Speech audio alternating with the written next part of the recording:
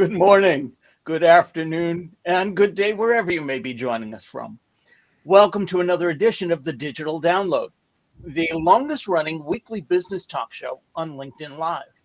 Now globally syndicated on TuneIn Radio through IBGR, the world's #1 business talk, news, and strategy radio network. Today, we're solving one of your biggest problems. You don't need more time, just a clone. We have a special guest, TJ Walker, to help us with the discussion. Founder and CEO of Ultimize, TJ is a personal development leader with over 1.3 million students on Udemy, and he's trained top global leaders in media and communication. But before we bring TJ on, let's go around the set and introduce everyone. While we're doing that, why don't you in the audience reach out to a friend, ping them, and have them join us? We strive to make the digital download an interactive experience, and audience participation is highly encouraged.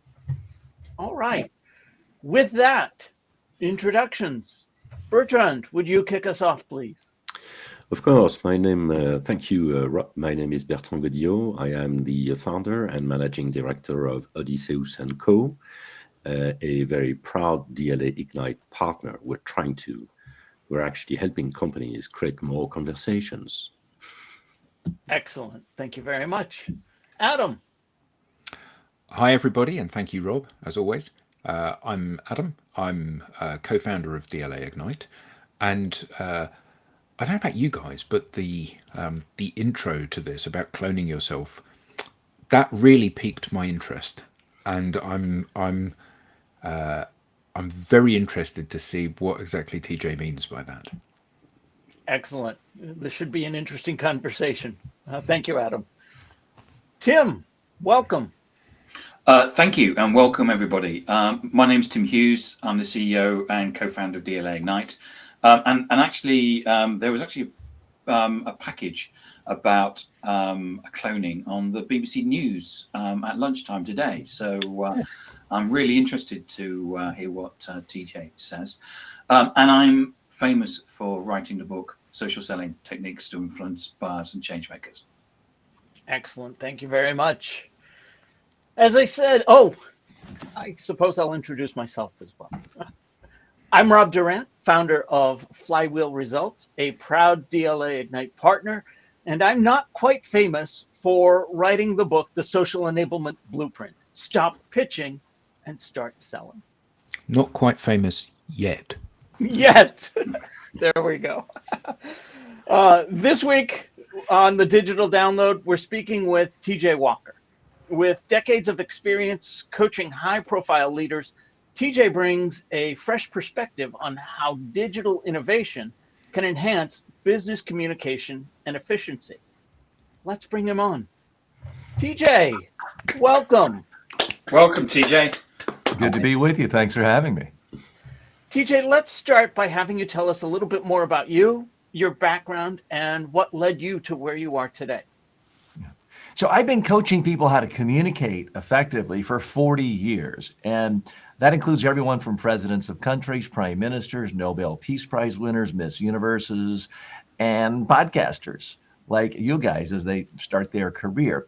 And usually what I do is face-to-face, one-on-one, video camera in hand, highly personalized, where I get people on camera a dozen times a day, and they get to the point where they love how they look, how they sound, and it's very transformational.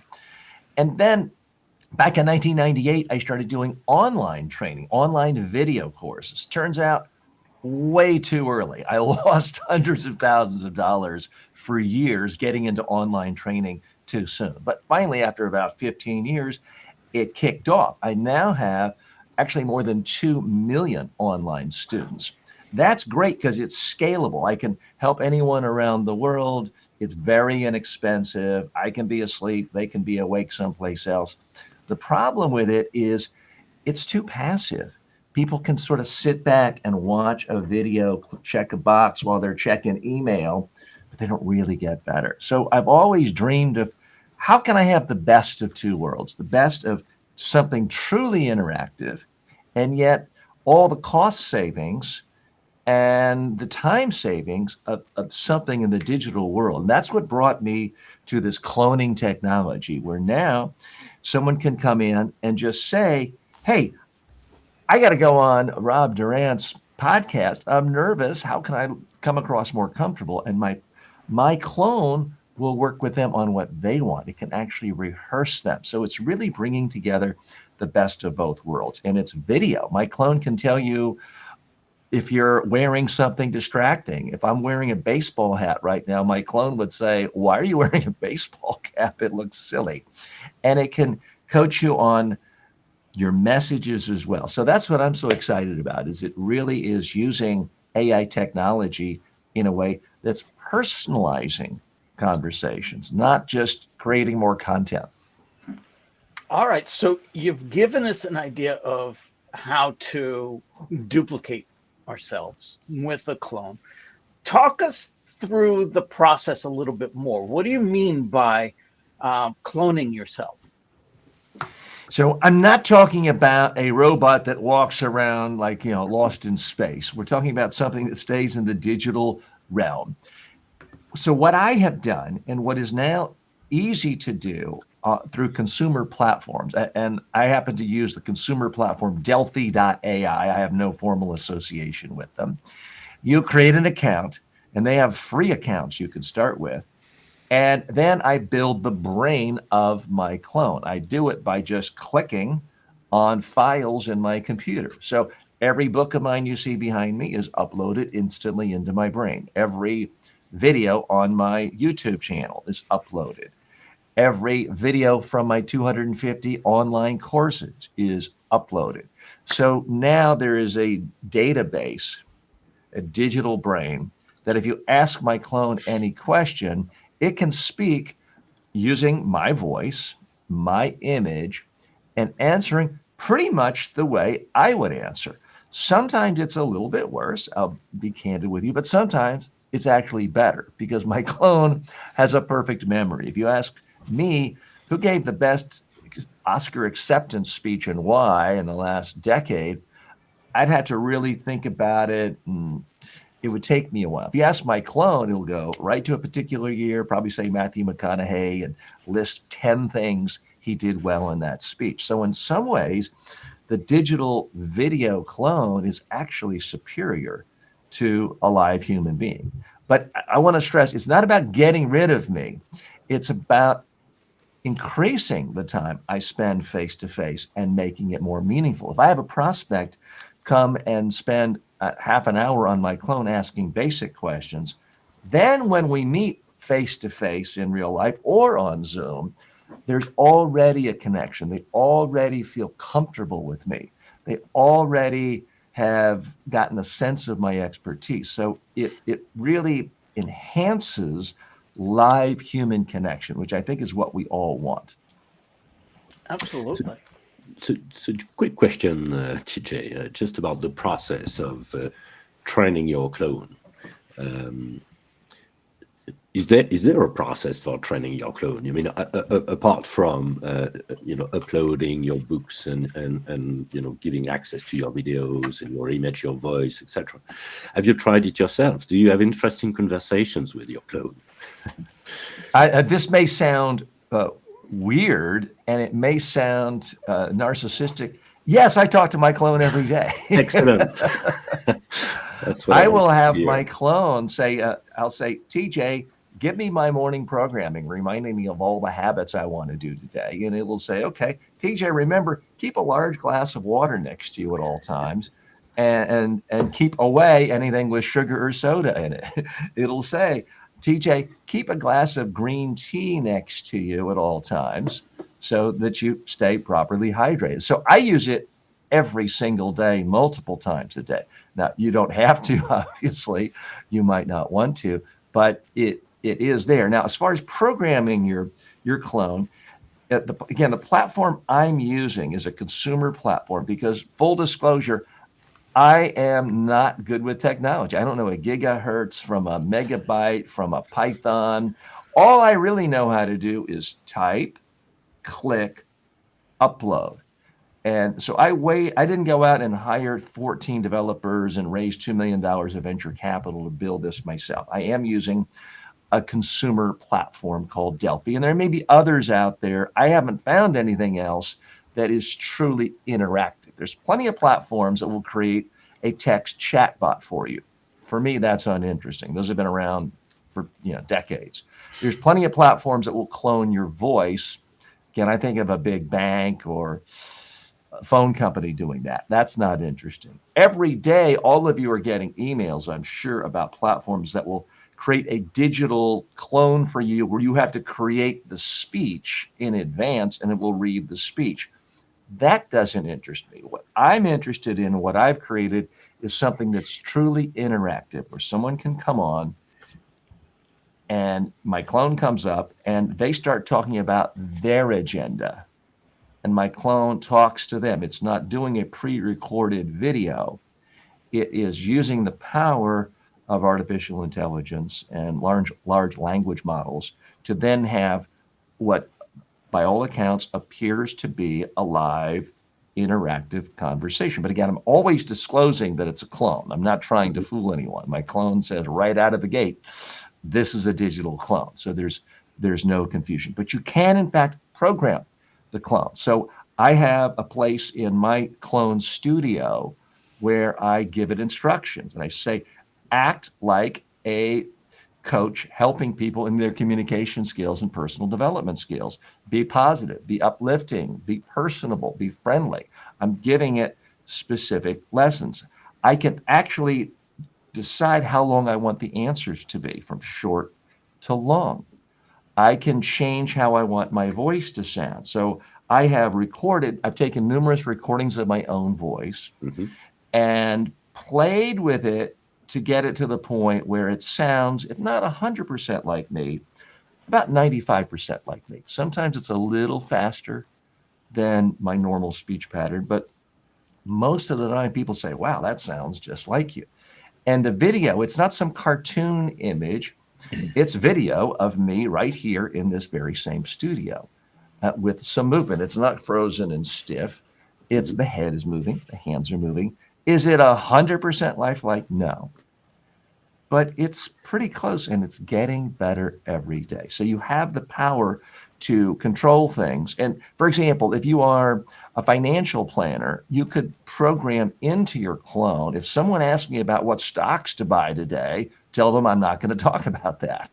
If you're a medical doctor and someone wants to know, should I take this prescription or this, this over-the-counter thing, you can program it to say, look, you need to call my office and talk to a real doctor now. So you have a lot of controls over this. Sounds great, really. Did you have any experience where your student or your client actually notices a difference in what I mean is that what the clone would have said is actually not exactly what you would have said, or what you would sure. have The clone How is do you not deal with that? the clone is not perfect. The particular platform I'm in, any conversation someone has, I see it in the sort of the insides, the guts of the program and I can access online. So I can see an answer. I can then edit it and change it. So the next time someone asks the same question, it gets the response that I've edited. There's also a system in the plan I use where my revised answer can be emailed to the user if they provided an email. Now, if someone goes to my clone at tjwalker.ai, they don't have to even give their name or email for the first 5 exchanges. But I want to stress, this is not just about answering questions. You can get a question answered on Quora. You can get a question answered on Wikipedia or Google. The real beauty of the clone is the experience it can create. My clone, since my background is on training and rehearsing people before speeches and interviews, my clone can actually simulate doing a live interview on CNBC or this show. And it can then give you critiques. And then as soon as it's done, you'll have a video of it. You can watch it again if you want to. You can learn from it. So That's what I think is so valuable, is it can create unique transformational experiences for users. Because if someone's coming to you and wants advice on how to change their copywriting for their newsletter, if you can actually give them feedback just as you would on a live Zoom call, but charge them a lot less, and it now fits their budget, and they're doing it, they want to do it when you're asleep, then everyone can win. And what's the feedback been on this, TJ? I mean, the number one piece of feedback I get from people who use it, especially from people I show it to in person just on my cell phone, is eyes sort of bulge out like, wow, I thought this was still decades away. This is amazing. I got to get this for my own business. Because I think people can realize that most of us who are professionals, we spend a tremendous amount of time every day, or at least every week or every month, talking, saying the same things to people. I bet each one of you could sit down with a pad and pen right now, come up with 10 questions that you have to answer several times a month, if not a week, from clients and prospects. If you could say it once and they could hear your clone talk, that way when they actually talk to you face to face, you can have higher level conversations. Again, what gets lost in all this is people think, oh, I'll just make a clone and I'll sip margaritas on the beach the rest of my life. That's not what it's about. It's about empowering you to help people at a greater level and a higher level. And instead of maybe having to spend 8 hours a day on Zoom calls, maybe you do 3.5 hours, and the rest of the time you can spend, writing books or preparing keynote speeches or things where you can help more people at a deeper level. I can absolutely see the value in this, and oddly, every day this week we have had a conversation very much along these lines about the power of AI and what it might be able to do. And the challenge that I can foresee with AI doing some of this stuff is, where is the boundary between what you get AI to do and what you get yourself to do? So the sweeping generalization, people are lazy and want to do the minimum amount of work they possibly can. Like you said about, I'll clone myself, I'll sit on the beach sipping margaritas, the money will start rolling in.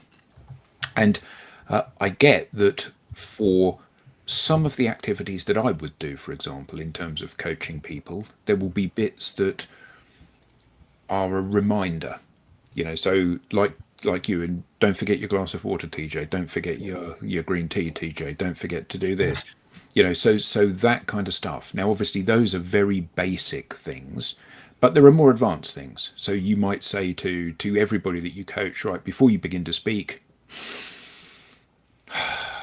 and then begin, because your voice is much more under control. So that's something that you say to every single person that you ever work with, and that could easily be replaced. But there's other stuff potentially where I don't want your clone to critique me. I want you to critique me. So I say to your clone, is a white shirt or this shirt okay? Now, actually, it's your input that I want. I don't want the clone's input. So how do we balance these two things? I think there's always going to be a marketplace for people who want the higher end personalized service. That's always been the case. And there's always been a situation where people worried about, well, if I use this technology, people won't want me. I mean, I'm old enough to remember back in the days, late 70s, early 80s, where a lot of people in my space would say, well, I'm not going to write a book. Then who would ever hire me to do my day-long seminar? And I just think that's short-sighted. The more ways you have of reaching people, generally, it only increases the number of people who want personalized contact with you. There has never been more videos and books and tutorials on how to golf in the world than there are today.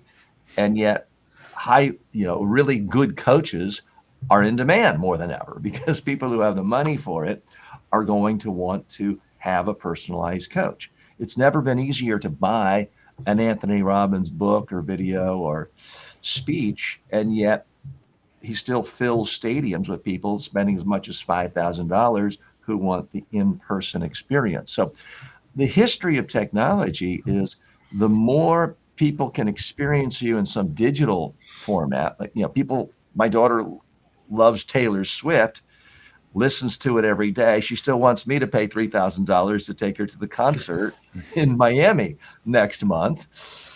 So I think it's not a matter of one or the other. One builds upon the other. It builds interest in the other, in the live personalized experience. But it allows the creator, you, to be more selective, to figure out where you can focus your energies the most. And it also frees up some of your time to actually think of more expertise that you can share with people, whether it's in the form of a book or an online course. Because if you're just running around meeting to meeting all day long, or Zoom call to Zoom call, or in-person workshop, it's very hard to really go deep and come up with new innovations. At least I've found it to be that way. We have a question from the audience. Andrew Slesser asks, will there come to a point with digital clone and AI where it will give advice or agree to a deal that you would not give personally? Oh, sure. But you could make the same case anytime you've ever hired one employee. If you've ever had a sales rep working for you, there's a chance an actual live human being might say something not the way you did. So it's not perfect. Nothing is perfect. Nothing is ever perfect, but it's a new technology. I'm old enough to remember back in the days when a phone was in the kitchen or in your office. It had a corner like you did this. There were no voicemails and no answering machines. And then people started using answering machines. And sometimes they sounded a little awkward, but it was better than the old days when you had to call someone 10 times if they weren't home. So technology has advantages, but it's never perfect. I have videos of mine, old online courses, some of them I did 15 years ago, and sometimes there's a hum in the audio and the lighting isn't perfect. Does it represent me perfectly? No, but does it still help people? And does it make me money every day? Yes. So I don't think we can make, the perfect the enemy of the good here, or we shouldn't be doing that. So, TJ, I find myself saying very frequently, there's only 28 hours in a day, and I'm working all of them. So the thought of 2 or 3 of me cloning myself, fantastic. But then I pause. I have hesitations because I'm wondering how this technology will impact what I truly believe in, personal branding and communication. And I think that anyone who really wants to build a personal brand is going to have a digital clone. I'm going to make a prediction right now. Every single person on LinkedIn today is going to have a digital clone in the future. Now, I can't say it's going to be in 6 months versus 6 years or 16 years. It takes a while for technologies to filter out there. But it is another tool for you to help people, because someone watching this video a month later isn't really spending time with you face to face. These are digital representations of you that you could not have done 30, 40, 50 years ago. It's a technology. I mean, people used to be, the first time someone heard a voice coming out of a phone, they thought it was evil spirits. So I do want to be very clear. Early adopters are going to get criticism. They're going to get harsh criticism. This scares people. The CEO of the company that I use for my clone was on a major news network just the other day for a very straightforward product demonstration interview. Everything was positive. When you look at the comments, there were 3,500 comments. Every single one of them was negative.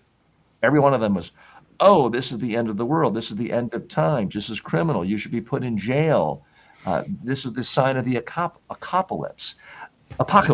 But it is totally consistent with how humans have always dealt with new technology.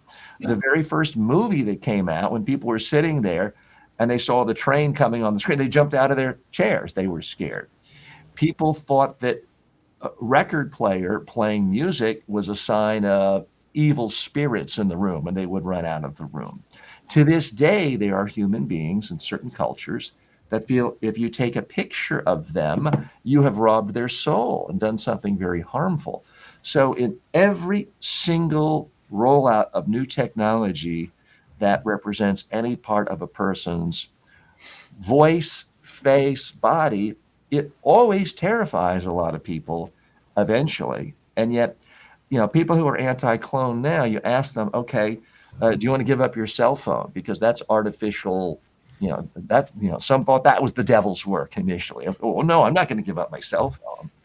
So there's always this time of something going from seeming strange and bizarre to the point of, I can't imagine not having it, which is how most people would view a phone, a TV, digital music, and most other things we enjoy today. Are there ethical concerns about using a digital clone to communicate or represent myself? There's absolutely a lot of ethical concerns. For starters, let people know they're talking to a clone. So my clone, the very first thing out of its mouth is, "Hi, I'm TJ's clone. How may I help you?" It doesn't say, "Hi, I'm TJ," and make people wonder. If you call so my clone has a phone number and it has a WhatsApp, it says right at the beginning, "Disclosure, this is a digital clone." So that's one thing. Another thing is, I think you should only clone yourself, or if you're in an organization, someone who is specifically authorized you. We're going to see a lot of fraud. We saw it within the last 24 hours. Someone cloned the CEO of, I believe, Google and Apple, claiming that their voice is endorsing some new product. So there's going to be all sorts of fraud. It's happened in politics. This is a new technology. It's a powerful technology. With every technology, there's the potential for good or evil. I can use this pen to write something that's really helpful, or I can jab somebody's eyeball out and kill them. It's a technology. It is exactly the same thing with cloning technology. So there are lots of possibilities for abuse. I've actually started an organization, anyone interested at tjwalker.ai, that's trying to promote ethics in digital cloning. I've come up with what I think are the 10 commandments for using clones ethically and responsibly. But let's think back. 30 years ago, you could have said, hey, this whole internet thing is going to empower con men and fraud and email scams and princes from Nigeria. There's lots and lots of fraud coming, and you would have been exactly right. Does that mean we should go back in time and not have the internet? I remember those days. You want to get anything done, you had to walk around the office, look for a piece of paper, look for a pen, look for a stamp, look for an envelope. Everything was really slow. Do we want to go back to those days just because the internet does have a lot of fraud? I don't think so. It's the exact same thing with digital clones. There are going to be unethical uses of it. There's going to be ethical, positive uses, and billions of people are going to be helped because of digital clones that have been created to help them. And I think a lot of creators are going to benefit as well, just as you benefit from the digital podcast you've created and the video show you've created, and all of you benefit from intellectual property you create that you email to people in your books and everything else. That's not you. It's a representation of you using technology. A book is a technology. A digital clone is a technology. I don't really think you can be against one without being against the other. TJ, I think you're really responsible by actually giving those 10 commandments around the use of it. Do you think that I said earlier on that there was a piece on the BBC News at lunchtime today, and there was a classic example of an update of the Nigerian prince sending you an email saying you needed to get some money out of the country, there was a voice clone that had contacted the finance director saying you needed to transfer $18,000 out of their bank account.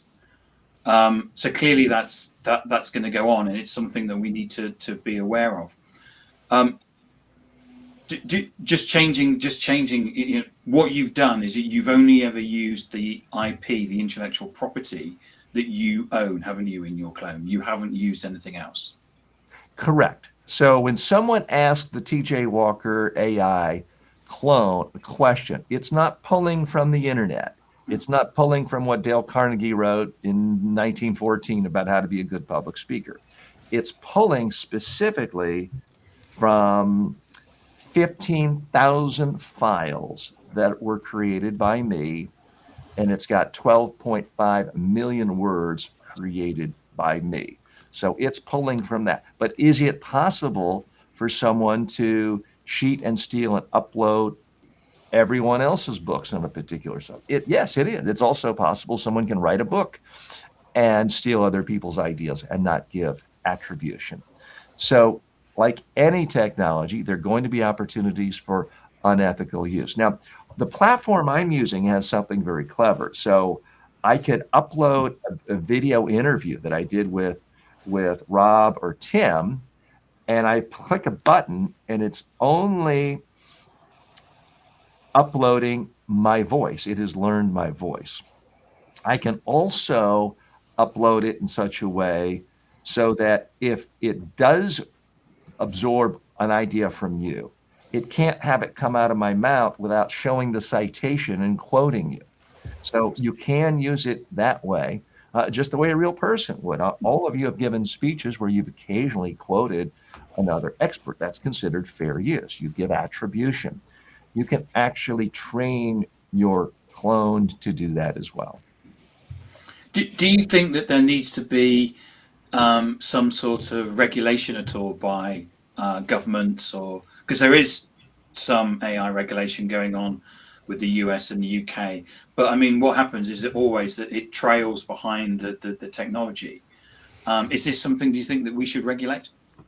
Absolutely, it's in need of regulation. This is a powerful technology.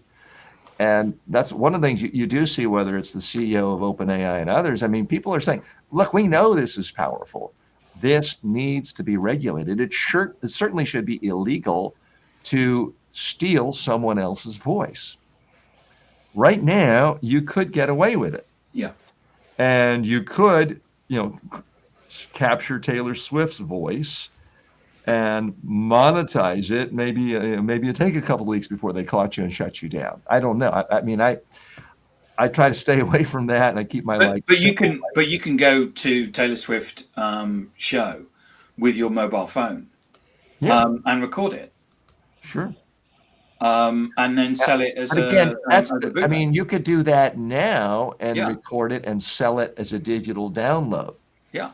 Too. So I want to stress, with every single technology, there is a potential for abuse, for fraud, for con artistry. This is no different, except for the fact that it's more powerful. Here's how it's being used already.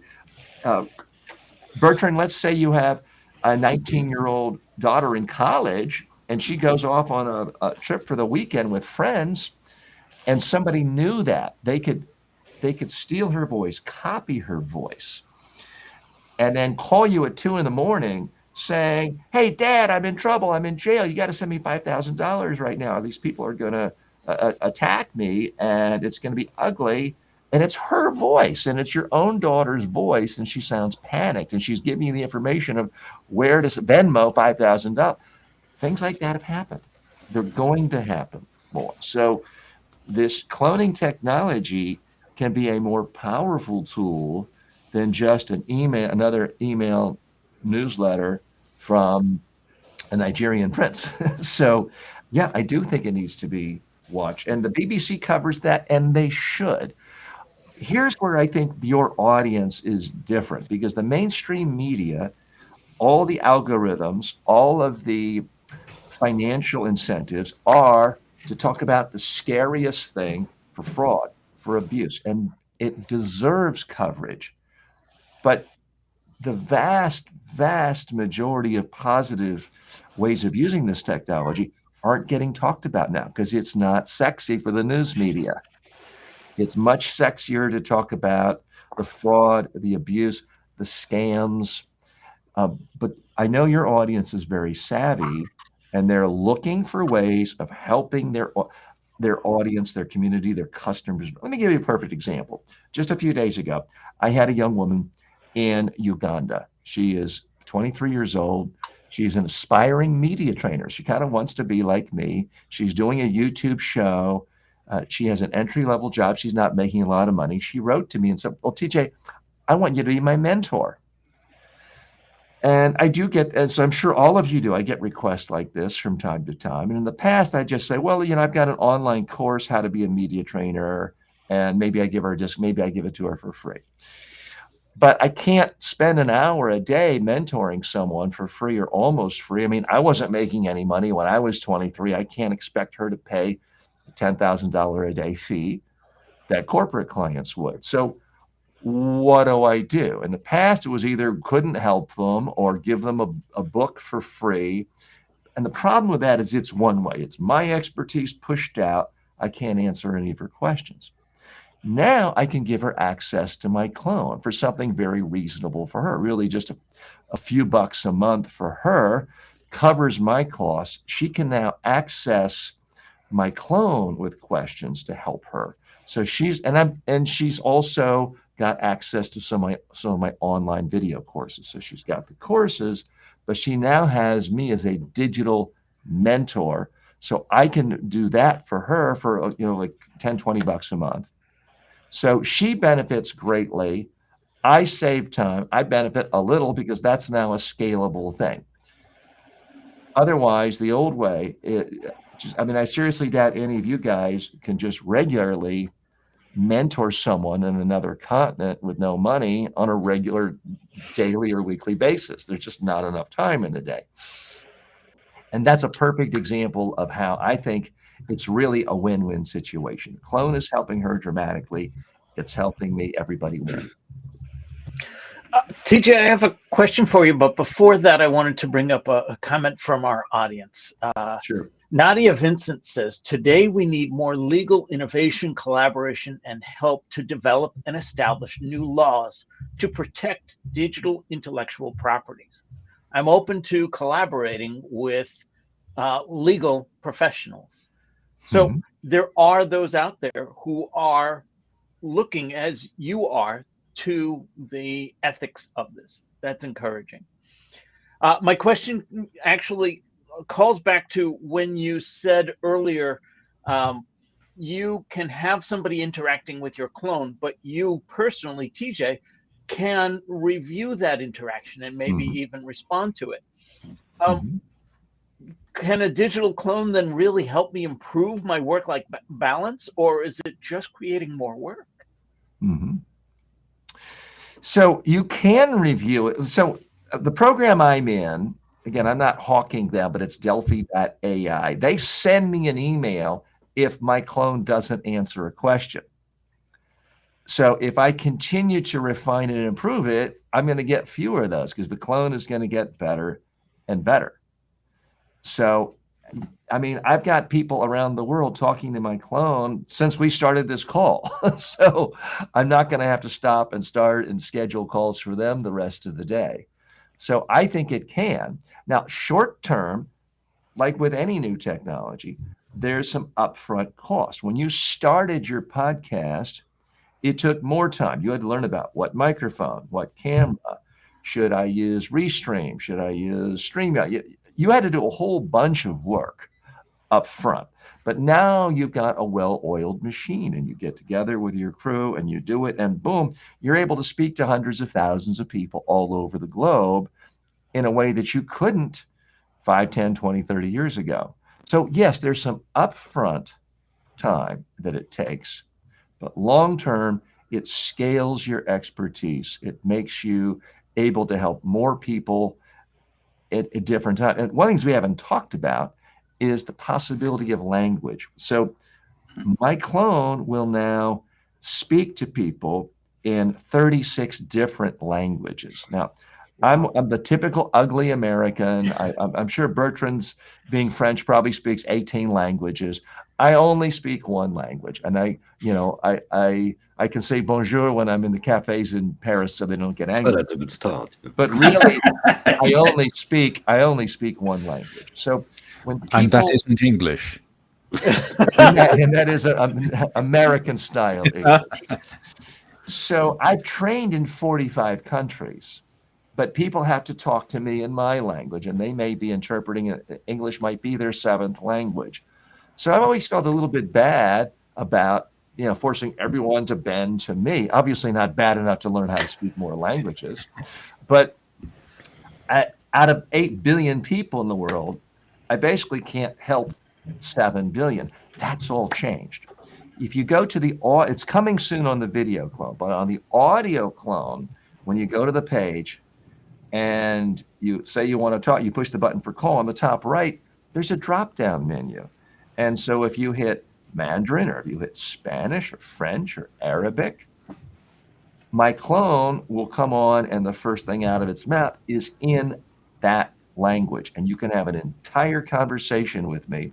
It's still going to pull my expertise from my own writings and sayings, but the entire conversation will be in that language. I don't know about you, Rob, but if someone all of a sudden calls up and says, "Oh, I only want to speak to you in Arabic or in Hindi," in the past, it just didn't go anywhere. Now that problem is solved through the power of artificial intelligence and generative AI. So that to me is very exciting. Basically, in the last couple of weeks, I've gone from being able to share my expertise with only 1 billion people in the world to now about 7 out of 8 billion. There's some languages it doesn't have, but out of the top 36 languages, you can hit about 7 billion people in the world. So to me, that's really exciting, knowing that someone can, if they're from a small country somewhere and they don't speak English, they can access my expertise and benefit and learn and be helped right away in a way that I never would have been able to help them in the past. Even if I was willing to work 20 hours a day, it just wouldn't have happened. So how often do you get an email that the clone hasn't been able to answer the question? So I assume that you're working now in 36 different languages. You're working all around the world. So it's not like there are 5 people on this platform. There are a lot of people that are consuming your content and being coached by your AI clone. Mm-hmm. So is answering the questions the clone can't answer a full-time job, or are these a rarity, an anomaly? I would say it happens between 1 and 6 times a day. And now when you ask my clone it can't answer, I have programmed it to say, "Wow, you got me. I don't know. Why don't you email my team at producer@tjwalker.com?" So some of the times I look at the questions and I think, okay, that's exactly what I want them to say. If someone says, "Are you available to give a speech in London October 3rd?" I want them to email me or call me. It gives out a phone number too. I don't want to take the time of programming every single contingency to every question like that. So it's not particularly time consuming. The other thing is, nothing is perfect. You can have a frequently asked questions section on your website, and someone may have a slightly different version and it's not answered there. Does that mean you get rid of the FAQ, or that you stay up every night revising your FAQ on your web? No, it's just another tool. Mm-hmm. And just on that, TJ, because we had a lot of, as you can tell, we've got a lot of question marks, and I think everybody is really thinking about how we should regulate this. And we tend to see obviously the risks involved in deploying this type of new technology. Let's say, well, not so new, but the application is a bit new. But I would like to take it the other way around. Where do you see this? Where do you see your clone in 5 years from now? Mm-hmm. What will be? I see it actually replacing the main activity. I'm sorry, I spoke too soon. Tell me. What will be his main activity? Well, its or his main activity? I don't know. The main activity will be coaching, and I believe it will replace courses. I believe it will replace online courses. Now, Alexander the Great didn't go to grade school with 30 other kids in a classroom. He had Aristotle come and tutor him. There's been numerous studies showing that you learn 2 standard deviations faster with a one-on-one tutor or coach than you do in a classroom setting. The only reason to go to an online course and be a part of many or have something linear is to save money. So right now, since people don't really know what a digital virtual clone coach is, I am packaging my clone with my 250 online courses. So if you take a course in lecture 3, it says, hey, by the way, this course now has its own clone tutor. You can ask it questions anytime. But think of it this way: if you were a billionaire and you had unlimited amounts of money and you decided to take up golf, are you just going to download a video about golf, or take a golf online course, or just read a book by Tiger Woods? Or would you I've tried. It doesn't work. Although I'm not a millionaire. You'd probably say, let me just hire Tiger Woods, whoever Tiger Woods' coach is, to fly to me and stand next to me and watch me and coach me when I'm out on the golf course every time. That's what you would do if you had unlimited resources. Well, that's the beauty of a clone, is it just costs so little because it's digital. It is scalable. It can be going on anywhere in the world. So at the same time, in any language. So I believe that it is going to become the preeminent way of learning in the world. Doesn't mean schools are going away, but it does mean teachers can really do things in a much more hands-on way with experiences rather than just lecturing one-to-many. The whole one-to-many model is done to save money. And I understand that traditionally, but if you can have a one-on-one experience, I mean, how many of you with all of your clients wouldn't have 10 times as many clients if your prospects who said, well, I only have, $50 a month, but I really need your help doing all my marketing and I need you to rewrite it and coach me. I mean, you would have 10 times as many clients as you have now, but you can't work for $50 a month if it's your time and you're having to give an hour of mental space a day. So that's the potential of the clone, is it scales your expertise. It also scales the ultimate experience that customers, everyone, all things being equal, everyone would like a private one-on-one tutoring session. Because I can tell you right now, I'm sort of biting the hand that feeds me, because most of my income comes from my online students. I have 2 million students taking my 250 courses. The problem is most of them really don't get better with their public speaking or media training because it's a passive experience. They're sitting back watching me demonstrate perfectly good principles. But in that, it's a one-to-many. It's me lecturing. When it's a live in-person experience, they have no choice. I turn the camera on, I say, now speak. And I'm doing that a dozen times with them, to the point where at the end of the day of training, they're not saying, wow, TJ's a great trainer. No, they're pointing to the screen saying, wow, I can be half as good as that woman. I'll be the star of my industry. And they're pointing to a video of themselves. That's when you know a real breakthrough took place. It unfortunately doesn't happen with online videos. But that, to me, is the real potential of the clone experience. It could be much more like what I do when clients hire me full-time for a day, to spend a full day or a week with them.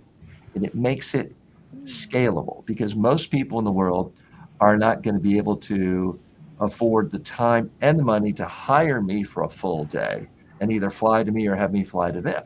And I assume that's true of all of you and most of your audience. But if they can get your expertise and get the personalized one-on-one feedback and coaching at maybe 1/100th or 1/1000th of the price, they benefit. If you can scale that out, you can make a lot more money long term than if you charged $500 an hour or $800 an hour, whatever you charge. Sure. I want to pick up on that. What you just described there goes from one to many to a situation where we are one to many. You've also said that you're now accessible to 7 billion people. So is this technology only designed for large organizations, or is it accessible for small businesses?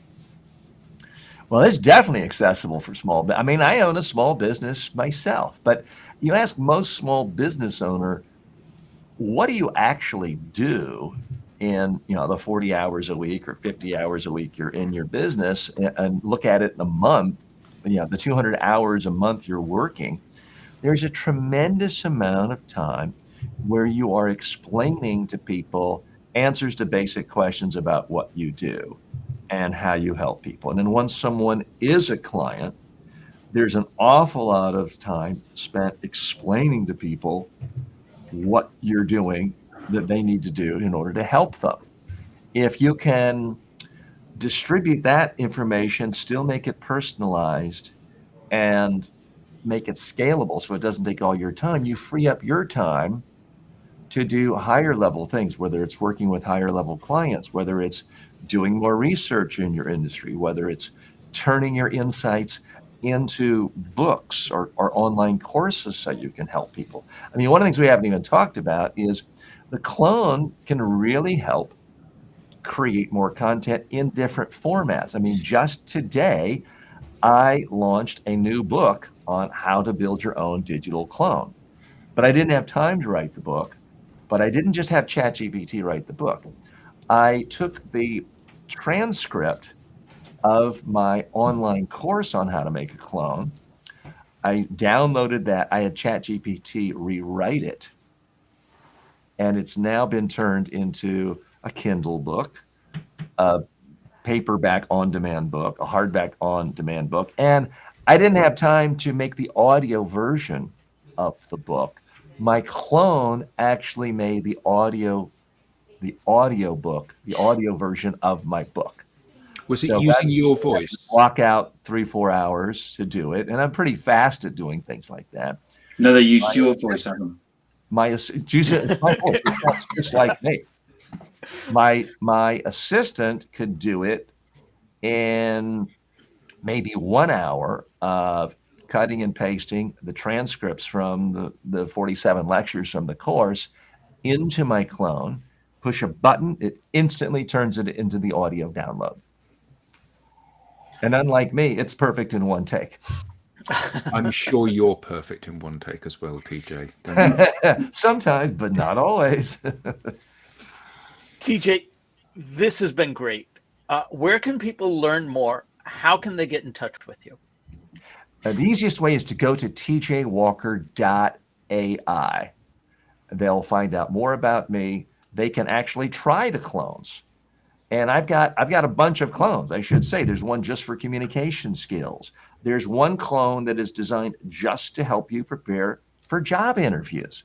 There's another clone to help you with personal development, improvement, life coaching. And there's one clone just for information and services. If you want to find out how to hire me, you can go there. There's links to my new book on how to build a digital clone there. And I've got other courses and services. The ethics statement we talked about is all there. So that's going to be the easiest way of going to tjwalker.ai. And they can also just send me an email. tj@tjwalker.com is the easiest email for me. Fantastic. We now have a newsletter. Don't miss an episode.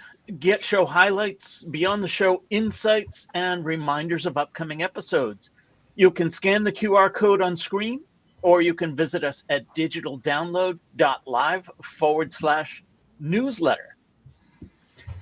On behalf of the panelists, to our guest, TJ, and to our audience, thank you all for being a highly interactive, participatory audience. We appreciate it a lot. Join us next week when Lois Creamer teaches us how to leverage public speaking to grow your business. This has been the Digital Download, and we will see you next time.